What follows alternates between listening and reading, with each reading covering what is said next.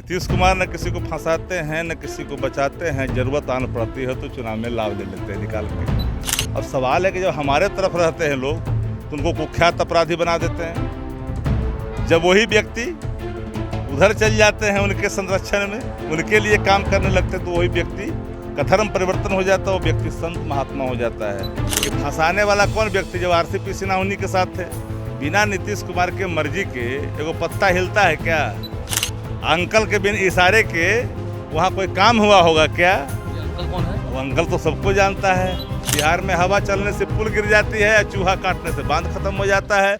नमस्कार, मेरा नाम आलोक है। आप लाइव स्टीज देख रहे हैं। हमारे साथ आरजेडी के मुख्य प्रवक्ता शक्ति सिंह यादव हैं। जिस तरह से अनंत सिंह जेल से बाहर आए, अब उसके बाद विवाद शुरू हो रहा है। वो कह रहे हैं कि लिपि सिंह ने फंसाया। बहुत तरह की बातें हो रही हैं। शक्ति सिंह यादव, हम बिना किसी देरी के बात करते हैं। अनंत सिंह तो बाहर आ गए, दोषमुक्त हो गए, रिहा हो गए। देखिए, अनंत सिंह जी जेल से छूटे हैं। अनंत सिंह जी के बारे में हमारी क्या प्रतिक्रिया हो सकती है? हम तो शुरू से कहते रहे हैं कि नीतीश कुमार न किसी को फंसाते हैं न किसी को बचाते हैं, ज़रूरत आन पड़ती है तो चुनाव में लाभ ले लेते हैं निकाल के।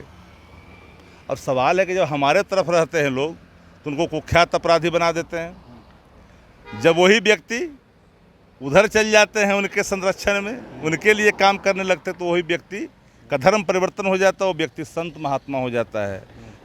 एक नहीं, कोई एक पर नहीं, अनेक उदाहरण हैं।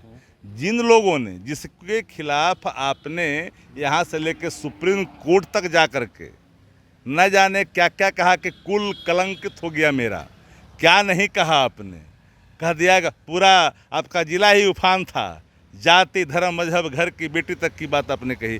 वहाँ भी आप कल वहाँ भी काम कर सकते हैं आप अपने हिसाब से। वह भी आपको ज़रूरत पड़ेगी तो चुनावी लाभ लेने में पीछे नहीं हट सकते हैं। अब उन खौफनाक चेहरों को जब चर्चा करते थे कि देखो इनको, इस खौफनाक चेहरे को जो एक दलित आईएएस की हत्या किया है, वो सबके लिए ज़रूरत आन पड़े पर नियम बदल जाता है। तो मेरा मानना साफ है कि भाई जब एक मानक है, अपराधी अगर कोई है, आप कह रहे हो कि अपराधी है तो हर एंगल से मानो। सिर्फ आपके तरफ चल जाए तो वो संत हो गया और दूसरे की तरफ चला गया तो महात्मा हो गया, दूसरी तरफ चल गया तो अपराधी हो गया। ऐसा तो नहीं हो सकता है। तो हमको फंसाया गया था और ये तो जजमेंट वाली बात है। मुझे दुर्भाग्यपूर्ण है ये बयान से कि फंसाने वाला कौन व्यक्ति? जब आरसीपी सिन्हा उन्हीं के साथ थे। बिना नीतीश कुमार के मर्जी के एगो पत्ता हिलता है क्या? अंकल के बिन इशारे के वहाँ कोई काम हुआ होगा क्या? ये अंकल कौन है? अब अंकल तो सबको जानता है। लिपि के बारे में कुछ भी बोलना हमें लगता दुर्भाग्यपूर्ण है। हमारी घर की बेटी है, हमारे इलाके की है, बेटी बहन है। उसके बारे में किसी अधिकारी को गलत दृष्टिकोण से नहीं देखी जानी चाहिए। अनंत सिंह बाहर आ गए तो क्या आरजेडी वाले बेचैनी में है क्या? राष्ट्रीय जनता दल की बेचैनी क्या हो सकती है? राष्ट्रीय जनता दल उनके बाहर आने के बाद भी उन विधानसभा में जीत दर्ज की है। हमें किस बात की परेशानी? परेशानी तो उनको होनी चाहिए जिन लोगों ने जबरन छापा चुनाव में। कई तरह के छापे, कई तरह के प्रशासनिक मिसयूज, पूरा इलाका जानता है, कस्बा जानता है। अरे बिहार अपराधियों के हवाले में है, भ्रष्टाचार के भीष्मपितामह पुल गिर रहा है। आपको जा कर के यहाँ सुल्तानगंज में जो कई बार गिरा, फिर एक बार गिरा। अगवानी पुल गिर गया है। हम तो करगवानी पुल तो गिरने की चर्चा मैं कर रहा हूँ, उसके पहले भी गिरा था। उसमें तो हवा में आज कौन सा हवा चला ये बताना चाहिए सरकार को। उसमें तो हवा तेज से चलते पुल गया। बिहार में हवा चलने से पुल गिर जाती है या चूहा काटने से बांध खत्म हो जाता है, बह जाता है। ये तो लगातार इनके दलीलें रहे हैं। चूहा शराब पी जाता है, इनकी दलीलें लगातार रहती है। लेकिन एक बात पूरी तौर पर जाने, भ्रष्टाचार के भीष्मपितामह बिहार के मुख्यमंत्री हैं जो अचेत अवस्था में हैं। आज बिहार आधा कपार के हाथ में है, इसमें कहीं कोई दो राय नहीं है। हर व्यक्ति के मन में जहाँ जिससे पूछिएगा तो माननीय मुख्यमंत्री जी के प्रति हम लोग का आदर का भाव है। तो हम लोग आधा कपार के हाथ में बिहार, चूँकि जो शागिर्द हैं, जो शागिर्द उनके हैं, जिनके इशारे पर आज रिटायर अधिकारी अपने जूते के नोक पर बिहार के पुलिस प्रशासन को चला रहा है। क्या उम्मीद करते हैं बिहार में कानून का राज? कोई इलाका, कोई कस्बा बता दिए जहाँ पर चीख और पुकार नहीं, मातम की साए के अंदर लोग क्रांत करते हुए नहीं मिल जाती हैं। एक टोलियाँ अभिलाएँ पुरुष जहाँ क्रांत नहीं करते, रोता नहीं दिखाई पड़ता है हर घर। आज लगता है कि बिहार के अंदर में कोई कानून का राज है क्या? ये अपराधियों की चपेट में बिहार, यही कहते हैं कि सुशासन का राज। क्या एनसीआरबी का रिपोर्ट निकालो, कहते हैं दिखाइए ना।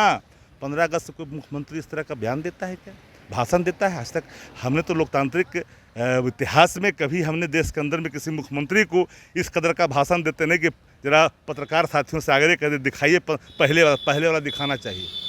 मैं कहता हूँ खुलेआम तो अब पहले वाला दिखाइए कि एनसीआरबी की रिपोर्ट क्या था पहले, आज क्या है, यार दोनों को करिए।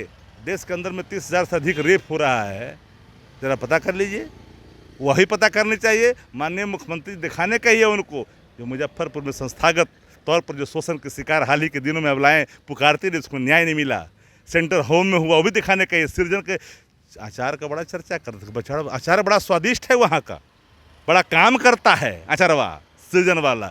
हुआ स्कूटर के नंबर पर सामान ढोए गए, सृजन के अकाउंट से जमीन अधिग्रहण हुए, टेंडर के पैसे दिए गए ठेकेदार को, और कह रहे हो कि हम संस्था भ्रष्टाचार को संरक्षित नहीं कर। अपराध और भ्रष्टाचार दोनों के संरक्षण करता और भ्रष्टाचार के विस्पिता में एक ही है, वो बिहार के मुख्यमंत्री है। एक सवाल ये भी है, तेजस्वी यादव यात्रा पर निकलने वाले थे, कब से निकलेंगे? उन्होंने कहा है कि हम 15 अगस्त के बाद निकलेंगे। 15 अगस्त हो गया। 15 अगस्त पर तो आगे कोई तो डेट तो बताया नहीं है। अब तैयारी हो रही है, पार्टी कार्यालय सब चीज़ पर काम कर रही है, सूचना तो आप लोग तक पहुँच ही जाएगी। सूचना पहुंच जाएगी। शक्ति सिंह यादव हमारे साथ थे, क्या कुछ कह रहे हैं अनंत सिंह के बाहर आने पर, पार्टी का क्या रिएक्शन है, और पुल जो हवा से गिर जा रहा है, बिहार की स्थिति क्या है, आप खूब समझ रहे हैं। हमारे चैनल को सब्सक्राइब कर लें, साथ साथ फेसबुक पेज भी लाइक करें। धन्यवाद। एक नहीं, कोई एक पर नहीं, अनेक उदाहरण हैं जिन लोगों ने, जिसके खिलाफ आपने यहाँ से लेकर सुप्रीम कोर्ट तक जा कर के न जाने क्या क्या कहा कि कुल कलंकित हो गया मेरा, क्या नहीं कहा आपने, कह दिया पूरा आपका जिला ही उफान था, जाति धर्म मजहब घर की बेटी तक की बात आपने कही। वहाँ भी आप कल वहाँ भी काम कर सकते हैं आप अपने हिसाब से, वह भी आपको ज़रूरत पड़ेगी तो चुनावी लाभ लेने में पीछे नहीं हट सकते हैं। आप उन खौफनाक चेहरों को जब चर्चा करते थे कि देखो इनको, इस खौफनाक चेहरे को जो एक दलित IAS की हत्या किया है, वो सबके लिए ज़रूरत आन पड़े पर नियम बदल जाता है। तो मेरा मानना साफ है कि भाई जब एक मानक है, अपराधी अगर कोई है, आप कह रहे हो कि अपराधी है, तो हर एंगल से मानो।